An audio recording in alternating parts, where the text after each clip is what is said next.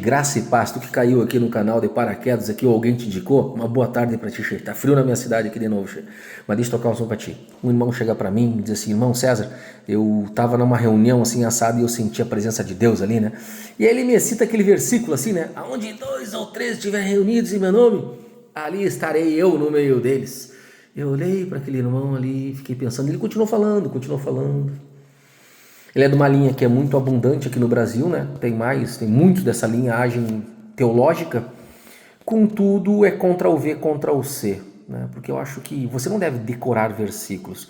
Eu acho que você deve entender por que eles estão ali, quem disse, por que disse, o que estava acontecendo, qual é o contexto direto, contexto objetivo, contexto mais amplo, né? Então a gente tem que entender como aquilo foi resolvido, né? Então, esse texto, né, eu quero explicar esse texto aqui de Mateus, né, aonde diz: 2 ou 3 estiverem reunidos em meu nome, ali estarei eu no meio deles. E eu quero refutar. Vou ter que refutar, infelizmente. Esse irmão falou para mim em amor, eu falei para ele que a verdade tem que ser dita em amor, porque a verdade dita sem amor é pecado. Então, eu refutei essa ideia de que aquilo é uma reunião da igreja, de oração. Ele ficou meio assim, abalado, né? Ou até um grupo de irmãos que se estiverem orando, ou qualquer pessoa em qualquer lugar que estiver orando. Mas sim, meu irmão, se tu vai pegar no versículo 15, né, Mateus 18, do 15 em diante, tu vai ver que é uma disciplina eclesiástica da igreja, onde tem um irmão que ele está faltoso, né? E ele vai tratar disso, né? O Senhor vai tratar disso do versículo 15 ao versículo 20, mostrando que a igreja, ela faz parte do ligar na terra e do desligar na terra, e que esse poder foi dado pelo próprio Cristo. Então, meus irmãos, eu estou absolutamente correto dessa exegese, porque o texto ele não está falando sobre um grupo de oração, um culto doméstico ou até uma reunião de jovens onde pouca gente compareceu, entende? Então o contexto aqui é jurídico, e é um contexto jurídico e o que eu chamo também de um contexto pastoral, porque está tratando o quê? De uma disciplina eclesiástica. Então eu quero destrinchar contigo aqui o texto passo a passo, analisando o fluxo de Mateus 18, para entender o verdadeiro significado do 2 ou 3 ali também. Porque o contexto ele é progressivo. Como nós tratamos o erro de um irmão? Pois é.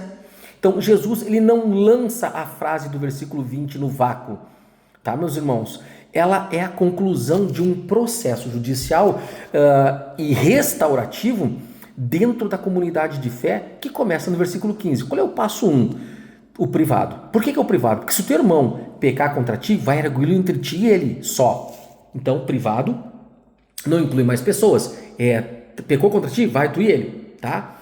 Agora, o objetivo inicial é sempre a restauração no âmbito privado. Vai conversar com ele, explica a falta que ele fez, que ele cometeu, mostra o que a Escritura diz, tudo isso em amor, tá? Para que ele entenda aquilo ali, né, e ele seja restaurado. Passo 2 são as testemunhas, porque ele não te ouviu. Mas se não te ouvir, né, leva ainda contigo, né, uma ou duas pessoas. Isso está lá no versículo 16, né? Porque levar mais gente. Qual é o objetivo de levar mais gente? Amados, Jesus ele cita a própria lei de Moisés lá em Deuteronômio 19, versículo 15, né? Para que pela boca de 2 ou 3 testemunhas toda palavra seja confirmada. E qual é o passo 3? É quando ele não ouviu, o irmão que foi ter com ele não ouviu as testemunhas que o irmão levou. Então agora a gente vai para onde? Para a igreja. E se recusar a ouvir a eles, diz a igreja, isso no versículo 17. Se o erro, meus irmãos, ele persiste e há rebeldia, o caso ele se torna público perante a comunidade local. Então, qual é a consequência? E se também recusar a ouvir a igreja, consideram como gentil e publicano. Não é verdade? No versículo 17, né? Ou seja, o indivíduo é excluído da comunhão, ou seja, excomunhão. Agora, tem um ponto que a gente tem que entender, né? O poder de ligar e desligar. O homem tem poder de desligar e ligar? É mesmo? Acho que não. Não, isso tem sim. Porque após estabelecer esse processo todo inicial que eu falei antes para vocês aqui, o próprio Senhor Jesus ele confere autoridade legal à liderança e à comunidade da onde? Da igreja, para agir no seu nome. Em verdade vos digo que tudo quanto ligares na terra será ligado no céu, e tudo quanto desligares na terra será desligado no céu. Mateus 18, 18. Então, este poder aqui, meus irmãos, de ligar e desligar, ele era um termo jurídico rabínico muito conhecido ali na época. Significava proibir aqui ou permitir, entende? E no contexto da comunidade, definia quem estava dentro, em comunhão ali, né? E quem estava fora, desligado, devido ao pecado não arrependido. Então, Jesus, meus irmãos, ele está garantindo que quando a igreja, ela se reúne de forma legítima para aplicar a disciplina, sendo os critérios divinos, né? Segundo a visão divina das Escrituras, o tribunal da terra, ele reflete o tribunal do céu. O céu ratifica a decisão da igreja baseada na palavra. Agora, nós temos que, outro ponto aqui a ser tratado é refutar a ideia do grupo de oração, né? Que as pessoas dizem, é um grupo pequeno de oração, que 2 ou 3 estiverem reunidos. Não, meus irmãos, porque logo em seguida, nos versículos 19 e 20, o que Jesus conclui lá? Também vos digo que se dois de vós concordarem na terra acerca de qualquer coisa que pedirem, isso lhes será feito por meu Pai que está nos céus, porque aonde 2 ou 3 reunidos estiverem em meu nome, aí eu estou no meio deles. Então, quando nós isolamos o versículo 20, tu pegar o versículo de onde 2 ou 3 estiverem no meu nome ali, parece, meus irmãos, que Jesus está dizendo, né? Se a igreja estiver vazia e só tiverem 2 ou 3 pessoas orando, não fiquem tristes porque eu estou ali. Mas dentro do contexto de disciplina, meus irmãos, o significado real é muito mais sério. Existe a concordância jurídica, o concordarem ali no texto, porque do grego é sinfônio, acho que é sinfônio, né? De onde vem a palavra sinfonia, para quem não conhece. Então, se refere o quê? A 2 ou 3 testemunhas do versículo 16, que entraram em acordo sobre o fato de o irmão estar faltoso e rebelde. Então, outro ponto é a presença como juiz, porque quando Jesus diz, ali estarei eu no meio deles, ele não está agindo como um consolador de reuniões pequenas, meus irmãos. Ele está se apresentando como a autoridade jurídica máxima. Ele está dizendo, quando essas testemunhas e a igreja se reunirem para deliberar ali sobre a conduta e a disciplina de um membro, eu mesmo estarei presidindo essa reunião.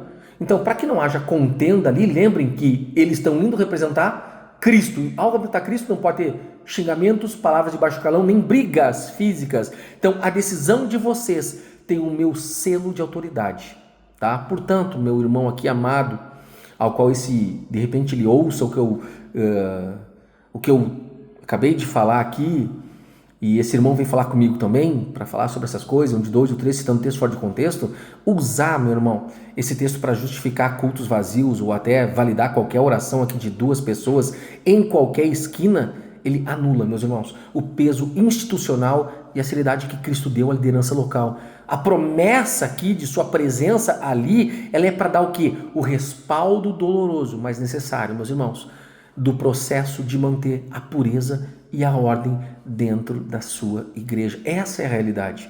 Entendeu? Quando Jesus disse, onde 2 ou 3 estiverem no meu nome, eu estarei no meio deles, ele está falando pega o versículo 15, ele vai explicar. É uma disciplina em que o irmão cometeu um pecado, aí vai um irmão com ele, entre eles só, não ouvindo esse irmão leva 2 testemunhas, né? Por que 2 testemunhas? Porque, às vezes, para não cometer erro, né, nós temos 2 testemunhas para que essas testemunhas, elas avaliem aquilo que eu estou falando. Esse é o ponto central. Esse é o ponto central. Então, meus irmãos, vale a pena estudar, vale a pena se debruçar e que Deus possa fazer vocês crescerem para honra e glória totalmente dele, né? Que nós possamos nos esvaziar, né? A quem enviaremos? Envie-me a mim. Eis-me aqui, envia-me a mim. Tá frio, mas nós precisamos pregar o Evangelium, né? Deus abençoe vocês aí. Curta, comenta e compartilha. Faça parte do Café no Sínodo. Deus é contigo, meu irmão.